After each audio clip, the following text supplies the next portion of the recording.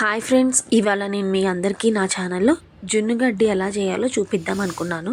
ముందుగా 1 లీటర్ పాలను తీసుకొని పొయ్యి మీద పెట్టి కాగబెడుతున్నాను. దానికన్నా ఒక అరగంట ముందు ఏం చేశానంటే ఒక బౌల్లో కాసిన వాటర్ తీసుకొని 2 ప్యాకెట్స్ ఆఫ్ చైనా గ్రాస్ అని మనకు బజార్లో దొరుకుతుంది. దాన్ని తీసుకొచ్చి చిన్న చిన్న ముక్కలు చేసి ఇలా నేను చూపిస్తున్న విధంగా నానబెట్టుకోండి.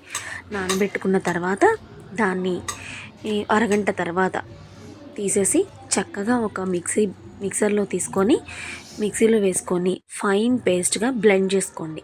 అలా బ్లెండ్ చేసుకున్న దాన్ని పక్కన పెట్టుకోండి. ఈ లోపల మనకి పాలు తెరులుతూ ఉంటాయి కదా, ఆ తెరిలిన పాలల్లో ఈ ఫైన్గా పేస్ట్ చేసుకున్న దాన్ని వేసి యాడ్ చేసేసి కలబెట్టండి.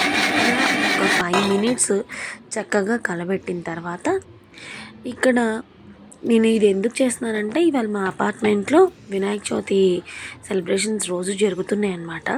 నేను ప్రసాదంగా తీసుకెళ్దామని ఇవాళ ఇచ్చేస్తున్నాను అనమాట. అయితే తెల్లుతున్న దాంట్లో కాసేపు కలబెట్టిన తర్వాత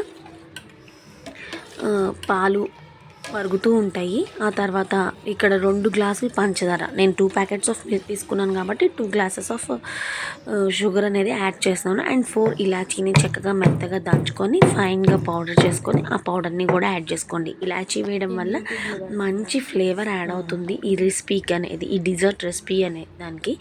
వేసేసిన తర్వాత పంచదార కరిగే వరకు బాగా కలబెట్టండి. కలబెట్టిన తర్వాత ఇంకా స్టవ్ ఆఫ్ చేసేసి చక్కగా ఒక ప్లేట్లో నెయ్యి వేసేసి దాన్ని గ్రీస్ చేసేయండి. ఆ గ్రీస్ చేసిన ప్లేట్స్లో చక్కగా వేసిన మరిగిన పాలన్నీ కూడా ట్రాన్స్ఫర్ చేసేసి పెట్టేసేయండి. దీన్ని మనకు కావాలనుకుంటే చిన్న చిన్న పేపర్ కప్స్లో అయినా వేసుకొని సర్వ్ చేసుకోవచ్చు. ఇక్కడైతే నేను ప్లేట్స్లో వేసేసి చిన్న చిన్న క్యూబ్స్ లాగా కట్ చేసేసి కిందకి తీసుకెళ్ళాను. ఇట్లా క్యూబ్స్ లాగా అవ్వడానికి మనం ట్రాన్స్ఫర్ చేసిన తర్వాత ఒక 2 అవర్స్ అయితే పడుతుంది. దీని తర్వాత ఫ్రీజర్లో పెట్టుకుంటే చాలా బాగుంటుందండి. Thank you for watching. Please do subscribe.